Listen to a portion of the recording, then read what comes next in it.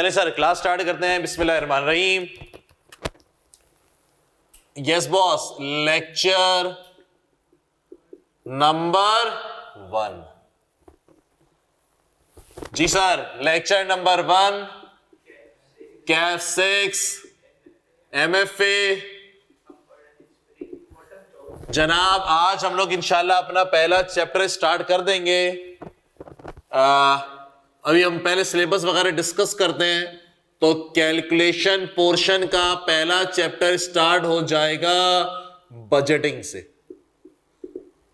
हम लोग पढ़ रहे हैं जनाब सितंबर 24 अटेम्प्ट के लिए और इंशाल्लाह इसी अटेम्प्ट में हम लोग पास करेंगे। चलें सर, जरा हम बात कर लेते हैं कैफ 6 की, MFA की पहली क्लास, इंट्रोडक्टरी क्लास। पहले मैं अपना तारुफ करा दूं। जनाब मेरा नाम तलहा शाहिद है और मैं केएनएस के अंदर 2016 से पढ़ा रहा हूं सीए वालों को। पहले FAR 1 का कुछ टॉपिक होते थे वो पढ़ाता था, फिर उसके बाद से जब नई स्कीम आई है तो उसमें मैं कैफ 6 और कैफ 3 पढ़ा रहा हूं, यानी कि कॉस्टिंग और उसके बाद MFA। मैंने अपनी नौकरी का सिलसिला, अपना करियर मैंने स्टार्ट किया था 2011 में के इलेक्ट्रिक से। उसके बाद फिर मैंने यूनुस टेक्सटाइल में काम किया, फिर मैंने नेशनल रिफाइनरी में काम किया, फिर मैंने PICT में काम किया, पाकिस्तान इंटरनेशनल कंटेनर टर्मिनल, और साथ साथ जो है वो टीचिंग भी चलती रही हमारी। डरे जी, तो ये एक छोटा सा हेलो हाई इंट्रोडक्शन थी, मेरा थोड़े बारे में आपको पता होना चाहिए। चलिए स्टार्ट करते हैं सर। सबसे पहले हम सिलेबस लिखेंगे, अपने पढ़ने की स्ट्रेटजी लिखेंगे, कैफ 6 के बारे में समझेंगे कि जनाब कैफ 6 में हमने पढ़ना क्या क्या है, किस तरीके से पढ़ना है, पेपर किस तरीके से आएगा, और फिर हम लोग अपना पहला चैप्टर स्टार्ट कर देंगे। डन हो गया? तो चलो दोस्त, सबसे पहले आप लोग सिलेबस तो जरा हाथों हाथ लिखना, कॉपी स्टार्ट करो, साथ साथ लिखना सिलेबस को। चले स्टार्ट कर दें जनाब। आप लोगों ने जनाब सिलेबस को कॉपी कर लिया होगा। सर सिलेबस एक बार दोबारा एक्सप्लेन कर दें। हाँ, एक्सप्लेन नहीं किया था, मैंने लिखा था, अब मैं एक्सप्लेन करता हूं जनाब। देखिए जी, सिलेबस को एक दफा हम जरा एक्सप्लेन करते हैं। सिलेबस को हम जरा एक्सप्लेन करते हैं, ये आप कॉपी कर लें, नोट डाउन कर लें और देखें। सर देखिए, सिलेबस को बेसिकली जो बांटा गया है, आपके पूरे MFA को जो डिस्ट्रीब्यूट किया गया है, आपके पूरे कैफ 6 MFA को 2 कैटेगरी के अंदर स्प्लिट किया गया है। एक मेरे पास थियोरेटिकल पोर्शन है और एक मेरे पास कैलकुलेशन वाला पोर्शन है। आप पूरे MFA को 2 कैटेगरी के अंदर स्प्लिट कर रहे हो। जो मेरे पास थियोरेटिकल पोर्शन है उसकी वेटेज 40% है और कैलकुलेशन की वेटेज जनाब 60% है। अच्छा जी, आइए जरा अब सिलेबस को जरा डिटेल में देखते हैं। मेजर हमारा सिलेबस क्या है, थ्योरी कितना 40 और कैलकुलेशन कितना 60%। आइए जनाब, ये जो सीन है मेरे पास, ये जो पोर्शन है मेरे पास, ये मेरे पास थियोरेटिकल पोर्शन है। ये जो मेरे पास ग्रिड है, ये मेरे पास थियोरेटिकल है। तो मेरे पास थ्योरी के अंदर कितने मॉडल्स हैं या कितने टॉपिक्स हैं? टोटल 13 टॉपिक्स हैं थ्योरी के अंदर। जी जनाब, 1 2 3 4 5 6 7 8 9 10 11 12 13 ये मेरे पास थियोरेटिकल है। पेस्टल है, IT है, टेक्नोलॉजी डिस्ट्रप्शन है, पॉटर 5 फोर्सेस है, प्रोडक्ट लाइफ साइकिल है, strategic group and market segmentation है, Boston consulting group, BCG matrix है, स्वॉट एनालिसिस है, customer needs, critical success factor, value chain, resource competencies and capabilities और एथिकल डिसीजन मेकिंग है। ये मेरे पास 13 मॉडल्स हैं या 13 टॉपिक्स हैं, जिसको आपकी स्टडी डायग्राम में डिफरेंट चैप्टर वाइज स्प्लिट किया गया है। हम लोग कॉन्सेप्ट वाइज पढ़ेंगे। इसमें information and communication technology, technology की डिस्ट्रिब्यूशन एंड बिजनेस एनवायरनमेंट, ये 2 IT रिलेटेड चीजें हैं। जनाब एग्जाम में थ्योरी कैसे आती है, पहले हम बात करते हैं इस 40% के लिए। जनाब एग्जाम में जो थ्योरी आती है वो नो रट्टा वाली थ्योरी नहीं है। थ्योरी कैसी है बॉस? Case study. जनाब केस स्टडी आएगा, उसको आपने खुद अपने ओन वर्ड में एक्सप्लेन करके लिखना है। रट्टा क्या मारेंगे बॉस? आपने इसके कॉन्सेप्ट को समझना है, आपने थ्योरी के कॉन्सेप्ट को समझना है। थ्योरी पढ़ने का तरीका जनाब, आपने इसके कॉन्सेप्ट को समझना है कि हर मॉडल का कॉन्सेप्ट क्या है, और जो उसकी हेडिंग्स हैं बॉस, उसका रट्टा मारना है।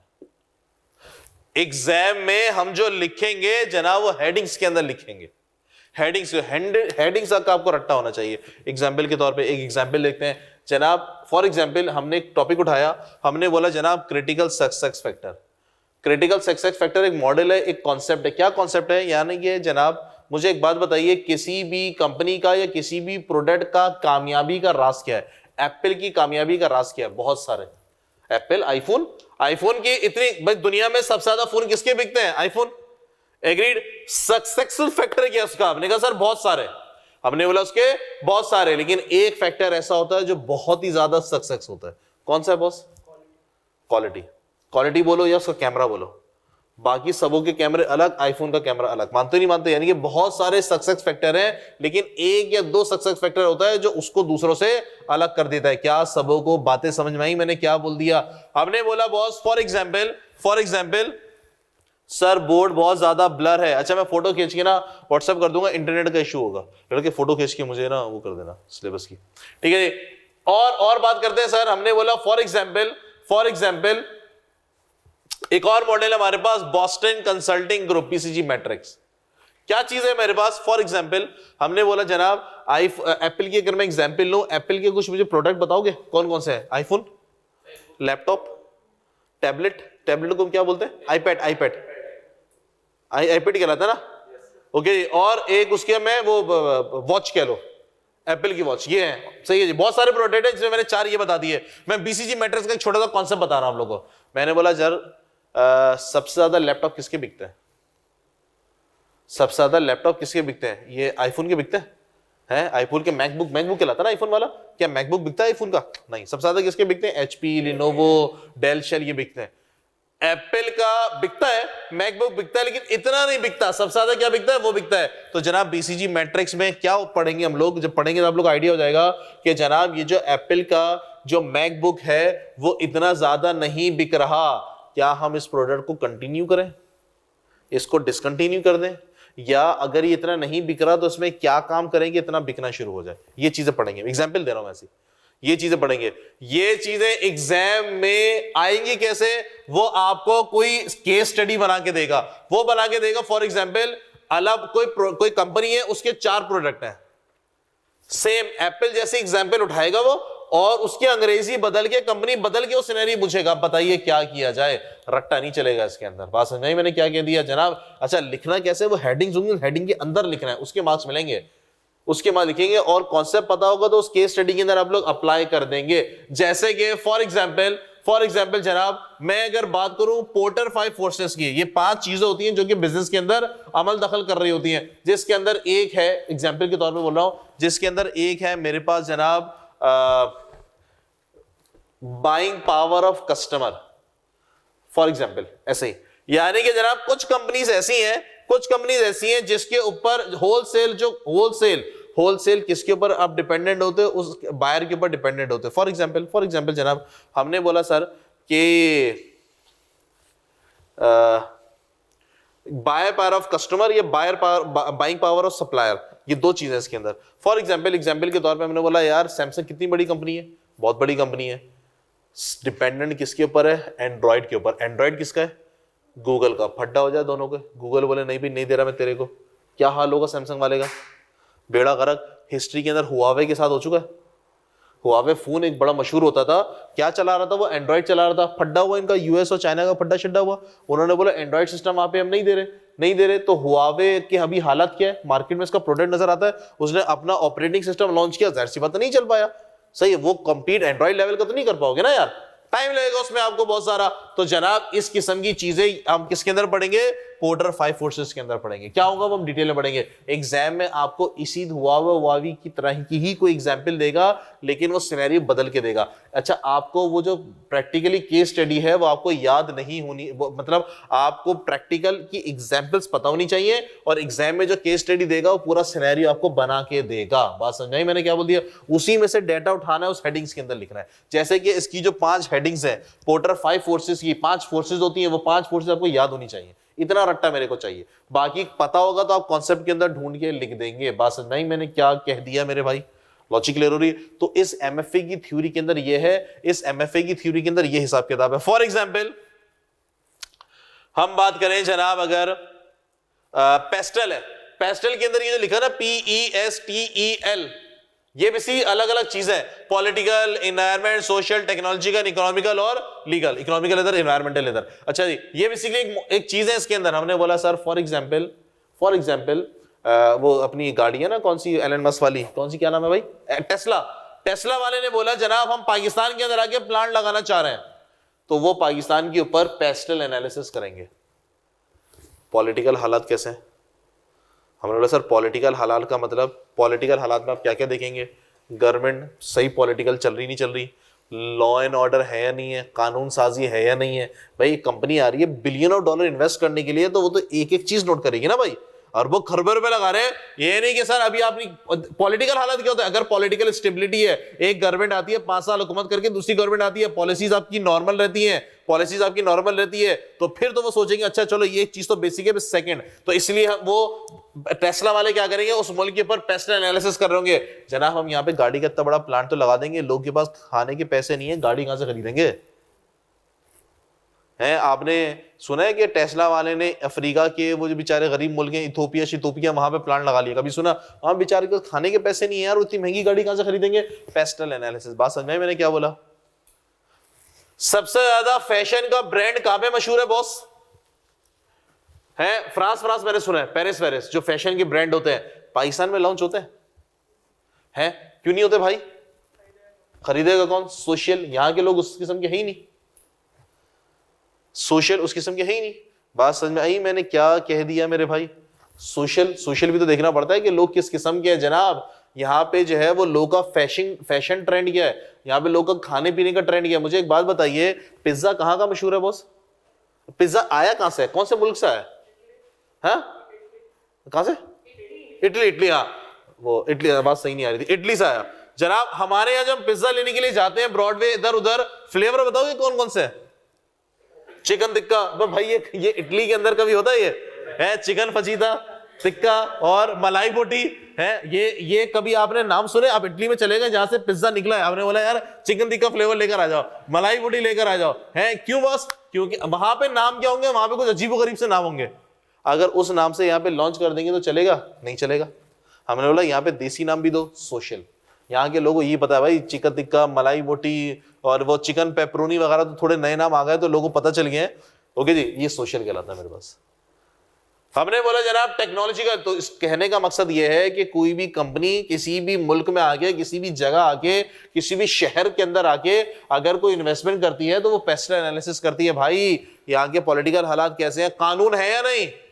लॉ बनाना बहुत इंपॉर्टेंट काम होता है। अगर कानून ही नहीं है, आप ऐसी किसी को मार के चले गए, चोरी करके चले गए, लॉ एंड ऑर्डर सिचुएशन ही नहीं है, तो भैया कैसे मुल्क चलेगा यार? वो तो अरबों खरबों रुपए की इन्वेस्टमेंट कर रहे हैं ना। ये कहलाती है पेस्टल एनालिसिस। इसकी पेस्टल की आपको हेडिंग्स रटी हुई होनी चाहिए, पेस्टल्स की आपको हेडिंग्स रटी हुई होनी चाहिए। बात समझ में आई मैंने क्या कह दिया? पेस्टल की हेडिंग रटी हुई होंगी, फिर एग्जाम के अंदर वो आपको केस स्टडी बना के देगा इसी तरह से कि एक कंपनी है दुनिया में, यहां पे जा रही है इन्वेस्टमेंट करने के लिए, वहां पे अभी गवर्नमेंट चेंज हो गई है 2 साल पहले, डिक्टेटरशिप आ गई है, उन्होंने टैक्सेस बढ़ा दिए हैं, लोगों के पास खाने के पैसे नहीं है, इकॉनमी खराब है, इस तरह से सिनेरियो देगा। लोगों के पास खाने के पैसे नहीं है, वहां की इकॉनमी, इन्फ्लेशन बहुत ज्यादा हो गई है। इन्फ्लेशन ज्यादा का मतलब मुल्क के हालात सही नहीं है, इकॉनमी सही नहीं है वहां की, तो इस तरह से वो सिनेरियो बना के देगा केस स्टडी, तो आपको फिर अपने सोल्यूशन के अंदर उसको अप्लाई करना है। बात समझ में आई मैंने क्या बोल दिया? तो थ्योरी के अंदर बहुत रट्टा नहीं है, हेडिंग्स का रट्टा है, एग्री। उसके अंदर जो चीजें हैं, कॉन्सेप्ट उसका रट्टा है, बाकी से ढूंढ के आपको खुद लिखना है। बात समझ में आई? तो जनाब यहां से हमें कितने मार्क्स मिलेंगे? ये टोटल 13 थियोरेटिकल चैप्टर है, यहां से हमें 40% मार्क्स मिल जाएंगे। मेरा अपना अंदाजा यह है कि जनाब यहां से मार्क्स लेना आसान इसलिए है कि अगर आपने सिर्फ क्लास ली है, कॉन्सेप्ट पढ़ा हुआ है, हेडिंग लिखी हुई है, तो जनाब लिख लेंगे, सुन नहीं बैठेंगे पेपर के अंदर, सुन नहीं बैठेंगे। प्लस थोड़ा सा ना आप लोग इसको, इस पे एफर्ट भी करनी पड़ेगी आपको ना, थोड़ी सी केस स्टडी, मैं खुद अपनी भी केस स्टडी बना के देता हूं, जो आप लोग को बुक मिलेगी इंशाल्लाह, तो उसके अंदर ना अच्छी खासी केस स्टडीज हैं। तो आपको ना पहले खुद से लिखना, फिर सोल्यूशन देखना कि सोल्यूशन में जो बातें लिखी हैं डेफिनेटली तुम वो अंग्रेजी नहीं लिख सकते जो अंग्रेजी मैं लिख के दूंगा, क्योंकि मैं भी कहीं आर्टिकल इधर उधर से काट के दूंगा, वो प्योर गोरे की एक प्रोफेशनल बंदे की अंग्रेजी होगी, आप लोग वो अंग्रेजी नहीं लिख सकते। लेकिन अंग्रेजी वो नहीं लिख रहे, कम से कम बातें तो वो लिखोगे ना, कॉन्सेप्ट तो वो डिलीवर करोगे ना, तो जनाब ये मेरे पास एमएफए का थ्योरी वाला पोर्शन है जो कि आपका 40% का है। अब आइए बाकी 60%। 60% क्या है बॉस मेरे पास? कैलकुलेशन। जनाब 60% मेरे पास कैलकुलेशन है, और इस कैलकुलेशन को मैं दो कैटेगरी के अंदर स्प्लिट कर रहा हूं। इस कैलकुलेशन के अंदर को मैं दो कैटेगरी के अंदर स्प्लिट कर रहा हूं बॉस। इस कैलकुलेशन के अंदर कुछ कैलकुलेशन कॉस्टिंग है, फिर से आ गई कॉस्टिंग, बोले तो कैफ 3 की कुछ चीजें हैं और कुछ चीजें मेरे पास बीएफडी की हैं, बोले तो CFAP 4।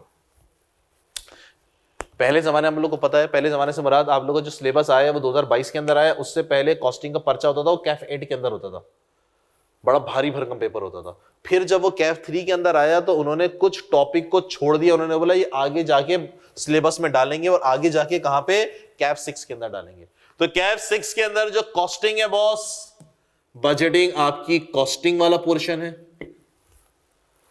इन्वेस्टमेंट अप्रेजल आपका थोड़ा सा बीएफडी भी है और थोड़ा सा कॉस्टिंग भी है। बात समझ में आई मेरे भाई? तो ये पोर्शन आपकी कैलकुलेशन वाली प्योर कॉस्टिंग है। वो जब हमने कॉस्टिंग में पढ़ा ना, सही जी, आधा डाटा दे देगा, आधा डाटा छुपा देगा, डिवाइड करेंगे, मल्टीप्लाई करेंगे, पहले ग्रॉसअप करेंगे, फिर वो जो सीधा सब वही आने वाला दोबारा से, सब वही दोबारा से डन। लेकिन इससे मार्क्स निकालना आसान होता है। बाकी पोर्शन मेरे पास कौन सा है बॉस? बीएफडी का, जो तुम लोग बीएफडी सीए फाइनल के अंदर इंशाल्लाह पढ़ोगे, उसका थोड़ा सा चंग उठा के यहां पे डाल दिया। कौन कौन सा वो चंग उठा के यहां पे डाल दिया बॉस? एक आपका weighted average cost of capital वैक, और एक आपका बॉस रिस्क मैनेजमेंट, ये बीएफडी का है, और वर्किंग कैपिटल छोटा सा बीएफडी।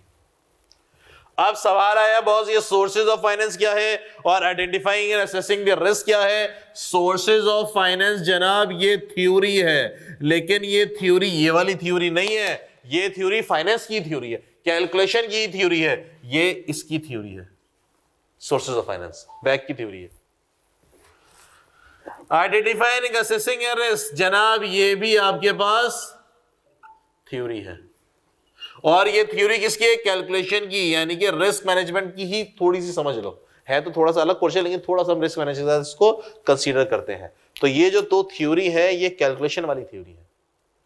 तो पेपर आपका जनाब 40-60 ऐसे बांटा गया है, 40% को थ्योरी में फेंक दिया, 60% को कैलकुलेशन में। क्या सबों को बातें समझ में आई? अब आए लड़के, पेपर आएगा कैसा? हमने बोला सर वही पेपर आपका हमेशा की तरह आईकेएफ का 100 मार्क्स का पेपर होगा। पास करने के लिए आपको सिर्फ और सिर्फ आधे नंबर चाहिए, आधे छोड़ दो, पहले आधे नंबर चाहिए आपको, लेकिन आधे नंबर के लिए आपको पूरी 100-200% मेहनत करनी पड़ेगी। सबसे खूबसूरत बात सर एमसीक्यूज है इसके अंदर, पास होने का चांस बढ़ गया 15 मार्क्स। सर आपके पास एमसीक्यूज निकल आएंगे 15 मार्क्स के, गुड हो गया। दोनों मिक्स, कैलकुलेशन थ्योरी दोनों मिक्स। ये जो वेटेज है ना ऊपर 40-60 उसी के हिसाब से आप डाले हैं। नहीं 3-4 सवाल होते हैं, इतनी बड़ी केस स्टडी नहीं होती। क्या ना ना ना ना ना ना 6 लाइन 7 लाइन की केस स्टडी है, वो केस स्टडी नहीं है पूरे पूरे पेज की। इतना खतरनाक नहीं है वो, इतना खतरनाक होता है पूरे पेज की केस स्टडी होती है। तो ऊपर क्या आखिरी में पहुंचते हैं भूल जाते हैं ऊपर क्या लिखा हुआ था, ऊपर पहुंचते हैं तो भूल जाते हैं बीच में क्या लिखा हुआ था, वो नहीं है। मुश्किल से 5 लाइन 6 लाइन की केस स्टडी है, इतना मुश्किल नहीं है। जब केस स्टडी छोटी होती है ना तो लिखने के लिए आपके पास अपने ओन वर्डिंग में ज्यादा लिख सकते हो। उसने सिर्फ लिख दिया मुल्क के हालात सही नहीं है, फॉर एग्जाम्पल उसने लिख दिया केस स्टडी के अंदर यार इंटरेस्ट रेट बड़ा बढ़ गया, इन्फ्लेशन बड़ी बढ़ गया, आपने बोला सर इकोनॉमी का हालात सही नहीं है, इकोनॉमी के ऊपर आपने ठोक दिया, उस पॉइंट को बेस बना के, तो आपको काफी मार्जिन दे रहा है।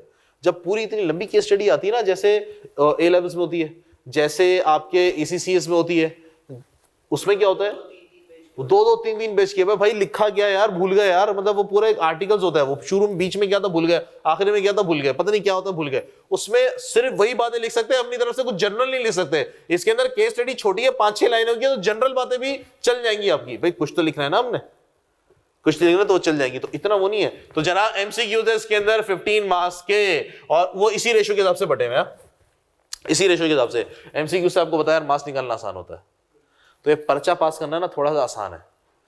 जब भी हम बोलते हैं ना ग्रुप बी के अंदर कंपनी लॉ और एमएफए, ये 2 पर्चे पास करना आसान है। इसका रेशियो आप लोग देखोगे किताब के अंदर मैं लिख के दूंगा कितना पासिंग रेशियो है जनाब, ठीक ठाक होता है, 50% टच कर रहा होता है, 46, 48, 50, 52 आराम से टच कर रहा होता है, इतना बच्चा पास होता है। तो जनाब अच्छा, अब इसको पास करने का तरीका किस तरह से पास किया जाएगा, किस तरह से पढ़ा जाएगा जनाब? एग्जाम स्ट्रेटेजी इंशाल्लाह इसको हम बाद में ही बात करेंगे। एग्जाम स्ट्रेटेजी की बात करो तो भाई आपके पास सबसे पहले मिलेंगे 15 मिनट रीडिंग टाइम, और बॉस इस रीडिंग टाइम के अंदर तुम सबसे पहले तो एमसीक्यूज निपटा लोगे, खत्म कहानी। तो 15 मार्क्स तो आपके निकल आए मजे से। 15 मार्क्स के अंदर मेरा अपना जो एनालिसिस ये है, 10 मार्क्स निकल आते हैं, 5 मार्क्स फंसते हैं, ये रेशियो होता है। 10 निकाल लोगे, इजीली निकालोगे, एग्री? हर बच्चा निकालते जिसने क्लास से नहीं है वो निकाल लेगा, कैलकुलेशन तो निकाल ही लेगा ना यार, थ्योरी से भी निकाल लेगा, थ्योरी को रॉकेट साइंस तो होती नहीं है यार वही है। तो आराम से 10 मार्क्स निकलेंगे। 15 मिनट रीडिंग टाइम के अंदर आपने एमसीक्यूज निपटा दिया, और मेरा अपना अंदाजा ये फिर भी आपके पास 7 से 8 मिनट बच जाते हैं, फिर भी आपके पास 7 से 8 मिनट बच जाते हैं जनाब। उसके बाद आपको सबसे पहले कैलकुलेशन वाला पोर्शन करने जाना है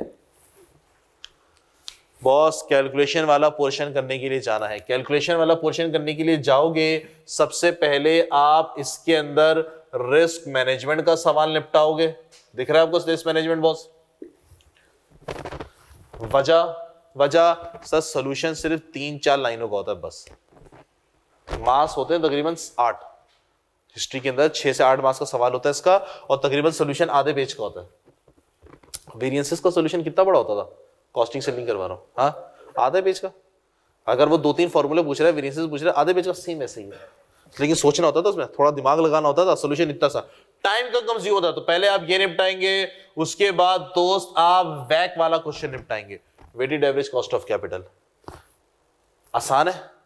आसान है, इससे थोड़ा ज्यादा वर्किंग होती है, सही है। यहां से आपके मार्क्स निकलेंगे। ये आपने कर लिया तो सर आपके तकरीबन समझो 40 मार्क्स का पेपर आपने अटेम्प्ट कर लिया। फिर आप जाएंगे बॉस, अगर तो वर्किंग कैपिटल आया, तो वर्किंग कैपिटल थोड़ा कम आता है, अगर वर्किंग कैपिटल आया तो आप वर्किंग कैपिटल की तरफ जाएंगे, वरना फिर आप चले जाएंगे बड़े सवालों की तरफ। और बड़े सवाल कौन कौन से हैं? इन्वेस्टमेंट अप्रेजल और बजटिंग। ये आपका टाइम खींचेगा भाई। अब मेरा अपना अंदाजा ये है, ये सीन विद एमसीक्यू तो आप रीडिंग टाइम निपटा दोगे, ये सीन आपको तकरीबन 1 घंटा 45 मिनट से 2 घंटे में निपटा देने हैं। थ्योरी के लिए पूरा 1 घंटा छोड़ना है आपने। तकरीबन थ्योरी के आपके 4 से 5 सवाल होंगे, 1 घंटा तकरीबन आपने थ्योरी का छोड़ना है। आपका ये 2 सवाल ना टाइम पिएंगे। मेरी अपनी असेसमेंट ये होती है, आधा घंटा ये पिएगा, आधा घंटा ये पिएगा, तो घंटा तो इसके लिए निकाल लो साइड में। पूरे पर्चे के सवाल होते हैं, शुरू से शुरू होते हैं, आखिरी तक सवाल खत्म होता है। अंग्रेजी भरी हुई होती है उसके अंदर भरपूर। तो 1 घंटा आपका ये पिएगा, फिर आपके पास जो 1 घंटा बचेगा जनाब, उसके अंदर आप थ्योरी वाली चीजें निपटाओगे, मॉडल्स, क्योंकि थ्योरी के अंदर ठोकना ही चीजें ओन वर्डिंग के अंदर, तो फिर आप अपने टाइम के हिसाब से ठोकते रहोगे मैनेज करके। एग्रीड जनरल डिस्कशन होती है, आपने पैराग्राफ पढ़ा, आपने बोला अच्छा ये पॉइंट है, वो ठोकते आपने बस बहुत लिख दिया, अब अगले पे आ जाओ। क्योंकि थ्योरी के अंदर ना सबसे इंपॉर्टेंट चीज क्या है कि आप लिखते रहोगे ना, लिखने के आपको मार्क्स मिल जाएंगे। आप ये नहीं कि आपने पूरा ऐसे भर दिया, डेफिनेटली मार्क्स के हिसाब से आप लिखोगे, लेकिन थ्योरी के अंदर आप ना, अगर आपको चीजें पता है, कॉन्सेप्ट पता है ना, तो उसमें आपको मतलब लिखोगे तो मार्क्स मिल जाएंगे। कैलकुलेशन के अंदर क्या है, सही लिखोगे तो मार्क्स मिलेंगे। थ्योरी के अंदर जो तुम लिखोगे यार, वो पूरा कॉन्टेक्स्ट ही लिखोगे ना यार, कोई दूसरी पॉइंट लिख रहा होगा, कोई दूसरा पॉइंट लिख रहा होगा। क्या सबों को बातें समझ में आई? तो इस तरह से पढ़ाई स्टार्ट करेंगे। आज हम अपना पहला चैप्टर स्टार्ट करने जा रहे हैं सर बजटिंग से। हम लोग स्टार्ट करेंगे कॉस्टिंग वाली चीजों से, क्योंकि कॉस्टिंग अभी आप लोग ताजी पढ़कर आए, तो कॉस्टिंग आपके माइंड में बैठी हुई है। तो हम पहले 2 कॉस्टिंग के टॉपिक निपटाएंगे, बजटिंग का और इन्वेस्टमेंट अप्रेजल का। फिर हम चले जाएंगे सर बीएफडी वाले पोर्शन के ऊपर। तो ये हमारा फिर कैलकुलेशन वाला पोर्शन निपटेगा। डन है, हमारे 60% की तैयारी हो जाएगी। डन हो गया, फिर हम एमसीक्यू थ्योरी देख लेंगे। क्या किसी को कोई मसला? चले, इसको अगर लिखना है तो कॉपी करो और फिर हम उसको आगे लेके बढ़ते हैं। चले सर टोटल कितने लेक्चर होंगे जनाब? इसके कैलकुलेशन के 60 लेक्चर होंगे, 60। कैलकुलेशन के 60 लेक्चर, 10 लेक्चर ये खाएगा, 10 ये खाएगा, 10 ये खाएगा, 10 ये खाएगा, 40 तो हो गए। बाकी 5 वर्किंग कैपिटल और थोड़े से ये थ्योरी के, तकरीबन 60 लेक्चर है, 55 से 60 के दरमियान एंड होगा।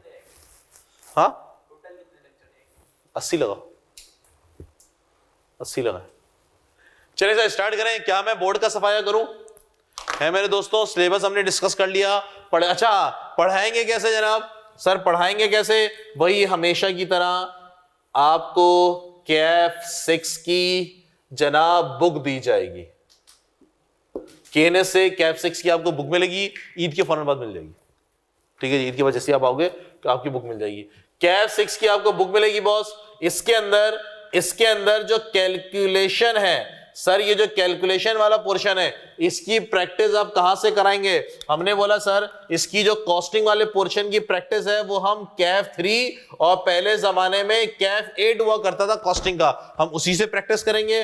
और बीएफडी की जो प्रैक्टिस है वो हम डेफिनेटली बीएफडी का जो सीए फाइनल के सवालात है वो करेंगे। हमारे पास वॉल्यूम ही वही है, क्योंकि एमएफए के 5 अटेम्प्ट हुई हैं अभी तक, तो वो 5 तो करना ही करना है। इसके अलावा बाकी प्रैक्टिस मटेरियल कहां से लेकर आए? तो मैं यहां से ढूंढ के लाने पड़ेंगे। वो जो 5 है वो तो करना ही है डेफिनेटली, ओके जी। लेकिन हमारे पास प्रैक्टिस मटेरियल बड़ा कम हो जाता है, इसीलिए यहां से की चीजें इन सबको उठा के मैंने अपनी किताब के अंदर डाल दिया है। और आइए जनाब, अगर आप थियोरेटिकल वाली चीजों पे, अगर आइए बॉस आप थ्योरी वाली चीजों के ऊपर, यस बॉस, तो थ्योरी वाली चीज के अंदर आपकी जो एक तो आपकी जो स्टडी टेक्स्ट है वो शामिल की गई है, और दूसरा उसके मैंने समराइज नोट्स बना दिए हैं। थ्योरी को मैंने समराइज कर दिया 1 पेजर थ्योरी, यानी कि जब आप एक दफा स्टडी सामने रीड कर लिए, अब जब आप रिवीजन करोगे और एग्जाम के आखिरी जो महीने में तैयारी करेंगे तो आपको सिर्फ समरी पढ़ने की जरूरत है, बस बाकी पूरा पढ़ने की जरूरत नहीं है, टाइम वेस्टिंग। समरी पढ़ेंगे, 1 पेज की समरी बना दी है, यानी कि 13 पेज होंगे, 13 चैप्टर है थ्योरी के, 13 कॉन्सेप्ट है, तो 13 थ्योरी के सफे, बस वो पढ़ेंगे, उसके अंदर सब चीज आ जाएंगी। और जनाब मैंने बहुत सारे ढूंढ के केस स्टडी निकाली है, मैंने बहुत सारी ढूंढ के केस स्टडीज निकाली है, उसकी प्रैक्टिस आप लोगों को करनी है, ताकि आपको पता चल जाएगा कि इम्तिहान में सवाल आएंगे कैसे। क्या सबों को बातें समझ आ रही हैं? डन है जी। चले बॉस, तो मैं जरा बोर्ड का सफाया करता हूं और पहला चैप्टर स्टार्ट करने जा रहा हूं जनाब, बजटिंग का। चले सर, पहला चैप्टर हमारा स्टार्ट होने जा रहा है बजटिंग का। चले बॉस सुनेंगे, एग्जाम में लाजमी से सवाल बनता है और बड़ा मजेदार भारी भरकम सवाल बनता है, बड़ा मजेदार भारी भरकम सवाल बनता है। चले बॉस पढ़ेंगे। सर बजटिंग का मतलब क्या होता है? सर बजटिंग का मतलब क्या होता है? बजटिंग का मतलब फ्यूचर की असेसमेंट करना, फ्यूचर की एनालिसिस करना, फ्यूचर की एस्टिमेट करना, इसको हम क्या बोलते हैं बॉस? बजटिंग। फॉर एग्जांपल जनाब, एक कंपनी है, एक कंपनी ने अगर तरक्की करनी है, एक कंपनी ने अगर एक लेवल पे जाना है, एक कंपनी ने अगर तरक्की करनी है, तो उसको अपने प्लान्स बनाने पड़ेंगे, उसने अपने आगे आने वाले सालों के फ्यूचर को प्रेडिक्ट करना पड़ेगा, प्लान बनाना पड़ेगा। सर क्या मतलब हुआ? क्या मतलब हुआ? फॉर एग्जांपल सर कंपनी का एक करंट ईयर है, जो कंपनी का एक करंट ईयर है, सर ये करंट ईयर कौन सा फॉलो कर रही है?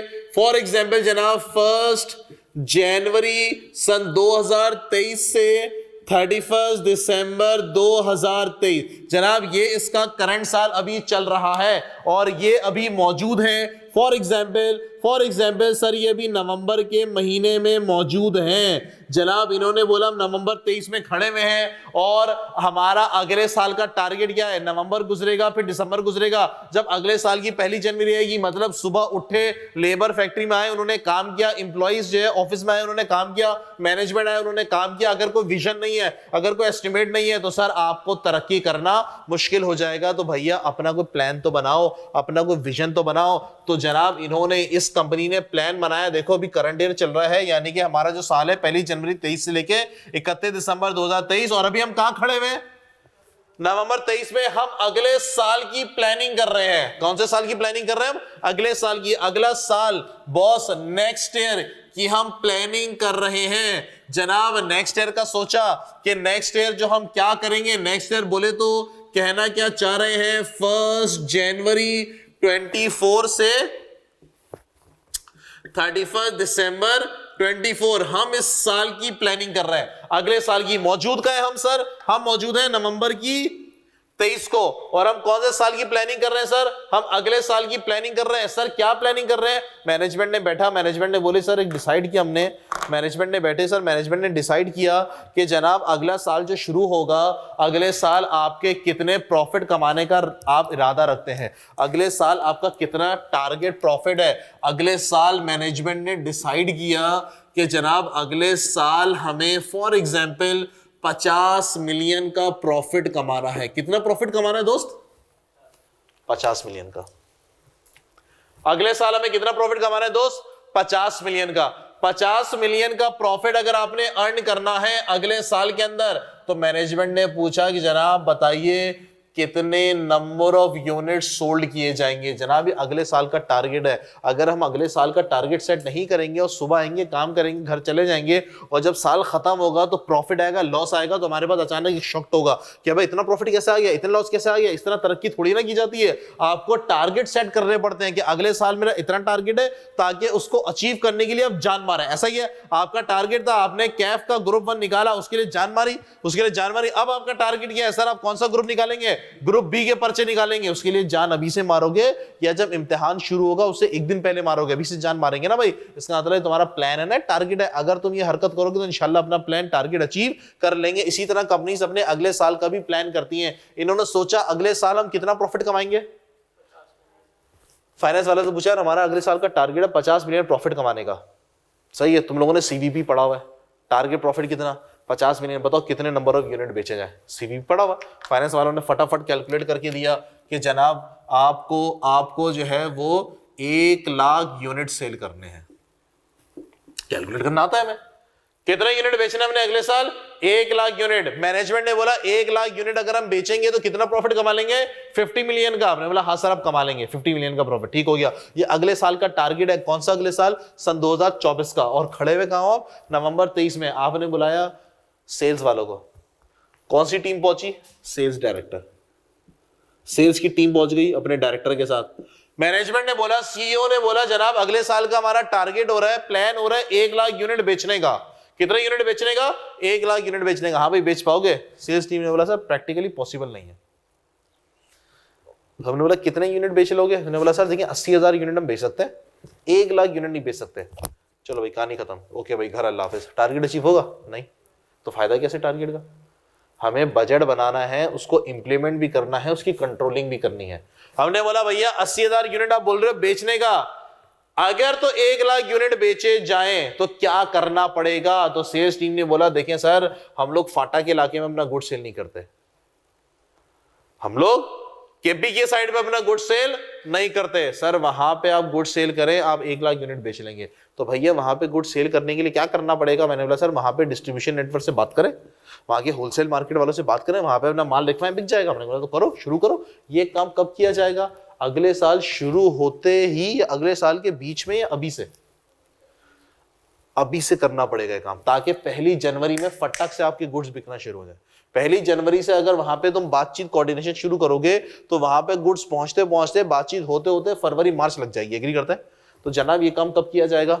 अभी से किया जाएगा कि सारे काम आप पहले से करके रखो ताकि 1 जनवरी से आपके गुड्स बिकना शुरू हो जाए। एग्री करते हैं? हमने सेल्स वालों को बोला चलो भाई डन, तुम्हें हमने इजाजत दी, अप्रूवल दी, जाओ जाके माल बेचो, जाओ जाके गुड्स बेचो, वहां पे जो आपको डिस्ट्रीब्यूशन चैनल लगाना है, क्या अब 1 लाख यूनिट सेल हो जाएंगे? सेल्स डायरेक्टर बोला यस बॉस बिल्कुल सेल होंगे, यस बॉस बिल्कुल सेल होंगे। मैंने कहा चलो तुम्हारा मसला तो हल हुआ। अब अगर नहीं करेगा ना तो मैं 31 दिसंबर को आके पकड़ूंगा इसको, 31 दिसंबर 2024 को, अगर ये नहीं बेच पाया तो, जो क्योंकि मैंने इसकी सारी बातें मान ली है। एग्री करते हो? आगे फिर हमने बोला भैया माल बेचने के लिए माल बनाना भी तो पड़ेगा, माल बेचने के लिए माल बनाना भी तो पड़ेगा। कितने यूनिट बेचने मेरे दोस्त? 1 लाख। मैंने बोला ओपनिंग एंडिंग नहीं चाहिए 2 मिनट के लिए, तो बनाने भी कितने पड़ेंगे मेरे को? 1 लाख। बुलाया मैंने प्रोडक्शन वालों, आ जाओ भाई। प्रोडक्शन टीम को मैंने बुला लिया, मैंने कहा आ जाओ भाई, सब लोग आ जाओ, डायरेक्टर सब आ जाओ। हमने प्रोडक्शन वाले को बोला देखो 1 लाख यूनिट बेचने का इरादा रखते थे और सेल्स टीम ने एग्री भी कर लिया कि वो बेच देंगे। अब बात आ गई तुम्हारे कोर्ट के अंदर, अब बात आ गई तुम्हारे पर, 1 लाख यूनिट बनाओगे तो बेचेंगे ना वो लोग। उसने बोला सर बना ही नहीं सकते, मशीन इस काबिल ही नहीं है। सिर्फ कितने यूनिट बन सकते हैं सर? सिर्फ 70,000 यूनिट बन सकते हैं। हमने बोला लो भैया सारे किराए किराए पे पानी फिर जाएगा। मैंने बोला भाई 1 लाख यूनिट बनाने हैं, कह रहे सर मशीनें पुरानी हो गई, इस काबिल नहीं है। हमने बोला भैया क्या करें, टारगेट तो सेट कर लिया हमने, और अगला जो साल आएगा 2025 हम और ज्यादा प्रॉफिट करेंगे। ये तो हमने विजन है, तरक्की ऐसी ही तो की जाती है भाई, दुनिया में तरक्की ऐसे तो की जाती है। हमने बोला सर देखें मशीनें पुरानी हो गई हैं, अब सिर्फ 70,000 यूनिट बेच सकते हैं, और आप अगर अगले साल आपको अगर आपको 1 लाख यूनिट बेचने हैं तो भाई मशीन की ओवरहॉलिंग करानी पड़ेगी, 2 नई मोटरें लगानी पड़ेंगी तेज वाली, और फिर जाके 1 लाख यूनिट बन जाएंगे। बात समझ में आई? हमने बोला तो भाई बताओ कितना खर्चा मर्चा है? उसने बता दिया सर इतना खर्चा है। उन्होंने बोला अगर ये करेंगे तो 1 लाख यूनिट बन जाएंगे? हमने बोला हाँ सर बन जाएंगे। ये खर्चा, ये काम, ओवरहॉलिंग, ये 2 मोटरें लगाओगे, कब मोटरें लगाओगे? 1 जनवरी को या मार्च को या अभी से? है प्लानिंग तो अभी से करेंगे ना यार, ताकि 1 जनवरी को इस प्लानिंग का टाइम वेस्ट ना हो, ताकि फौरन काम हमारा चालू हो जाए। इसका मतलब सर प्रोडक्शन टीम ने भी ओके कर दिया। अगर तुम नहीं कर पाओगे तो फिर मैं 31 दिसंबर 2024 को जब एक्चुअल रिजल्ट्स आएंगे फिर मैं कंपेयर करके देखूंगा, फिर मैं तुम्हारी खिंचाई करूंगा। बात समझ में? मैंने क्या बोल दिया? मैंने बोला बॉस कितने यूनिट बनाने आपने? 1 लाख। 1 लाख यूनिट बनाने के लिए मेरे दोस्त आपको मटीरियल चाहिए, आपको मटेरियल चाहिए। जाहिर सी बात है मटेरियल होगा तो माल बनेगा ना भाई। 1 यूनिट बनाने के लिए अज्यूमिंग 2 kg लगते हैं। 1 यूनिट बनाने के लिए कितने kg लगते हैं दोस्त? 2 kg। तो मेरे को कितने kg चाहिए होंगे? 2 लाख। भाई 2 लाख kg होंगे तो आपकी ख्वाबों की ताबीर पूरी हो सकती है। हमने बुलाया, मटेरियल खरीदने की जिम्मेदारी किसकी? प्रोक्योरमेंट वालों की। बुलाया, हाँ भाई 2 लाख kg खरीदना है। फॉर एग्जाम्पल ये कॉटन वॉटन है, कपड़ा वपड़ा बन रहा है, रुई हुई 2 लाख kg रुई खरीदनी है। बोला भाई तो पाकिस्तान में पैदा भी नहीं होती, कहाँ से खरीदेंगे? बोले लोग किराए पे पानी फिर रहा है सारा। हमने भाई करनी तो पड़ेगी, 2 लाख kg परचेस करने हैं आपने, भाई क्या करें? उसने बोला सर इतनी तो पाकिस्तान में भी पैदा नहीं होती रुई। हमने बोला भाई तो इम्पोर्ट करना है यार, पाकिस्तान में नहीं होती, इंडिया में तो होती है, वियतनाम में तो होती है, तो वहां से इम्पोर्ट करो। इंपोर्ट के लिए सप्लायर ढूंढो। कब? अभी ढूंढेंगे क्या? जनवरी में ढूंढेंगे, फरवरी में ढूंढेंगे? पहले से ढूंढो ना यार। ये प्लानिंग का काम में टाइम वेस्ट नहीं करो, इसीलिए बजट पहले से बना दिया जाता है। इन्होंने भी ओके कर दिया, उन्होंने बोला डन, ओके फिट फाट। हमने बोला भाई यूनिट कितने बनाना है? 1 लाख।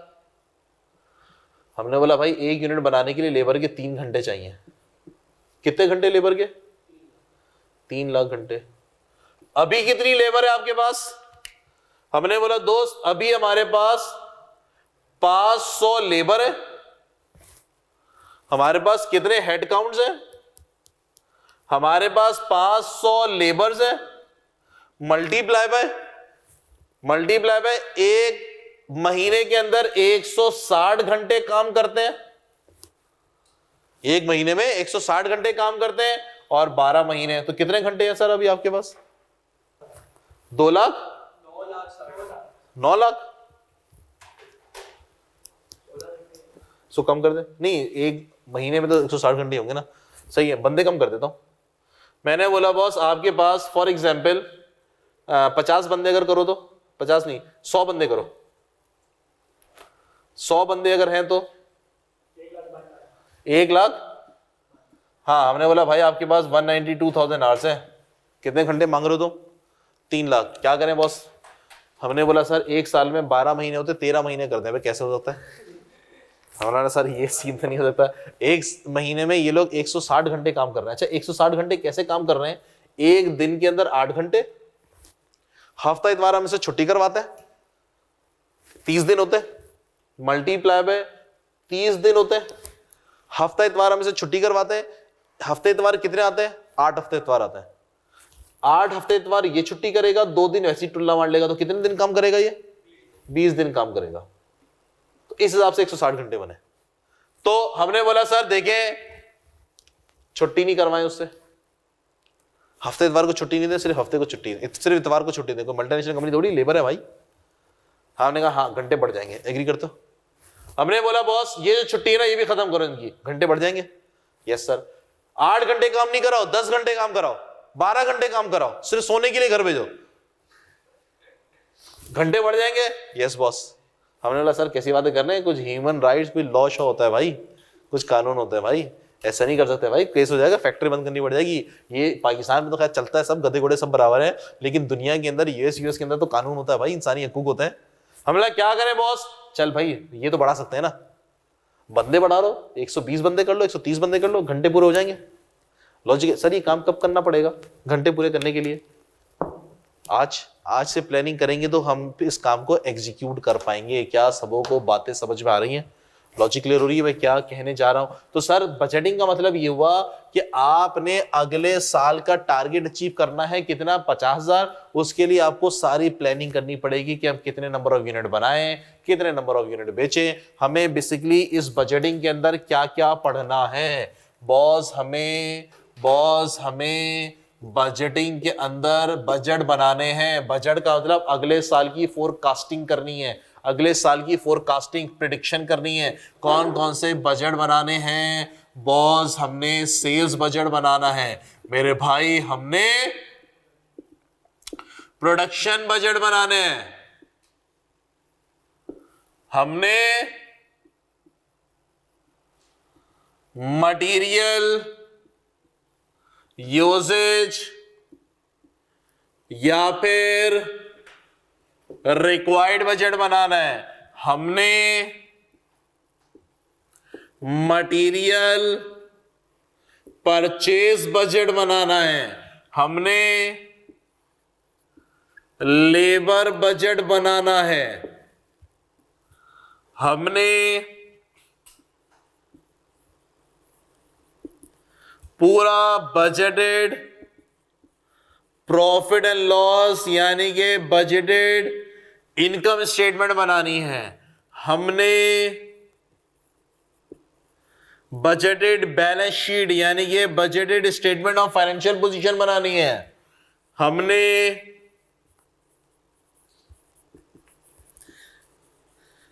बजटेड कैश फ्लोज बनाना है, हमने ये थ्योरेटिकल है मेरे पास, ये 9th वाला, हमने जीरो बेस्ड बजटिंग करनी है, हमने